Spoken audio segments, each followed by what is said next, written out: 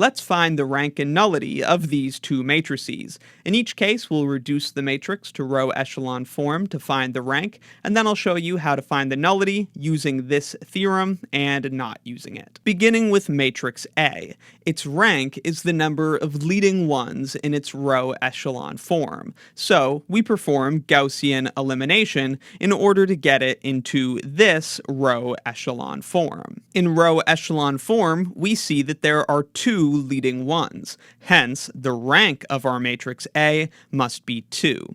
We also know that the rank plus the nullity equals the number of columns, of which there are 4.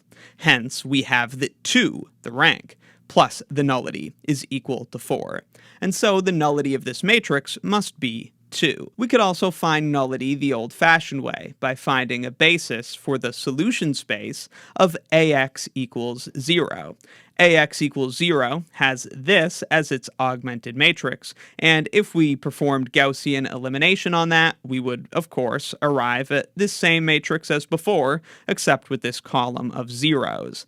Then we convert the rows into these equations, noticing that x2 and x3 are free variables, and so we may parameterize them as s and t. Then the solutions to this system are vectors of this form, the coefficients of s plus these coefficients of t. For example, the coefficients of s, we have that x1 has negative 2s, x2 has 1s, x3 has no s's, and x4 has no s's.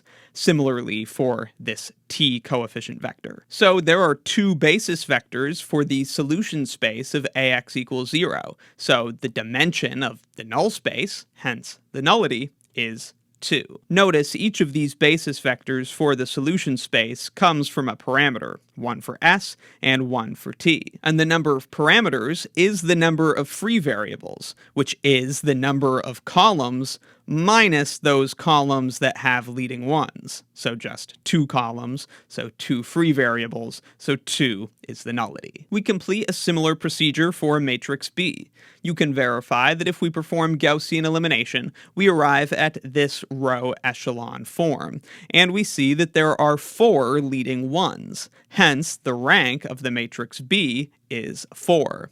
The rank plus the nullity must equal the number of columns, which is also 4. Thus, the nullity must equal 0.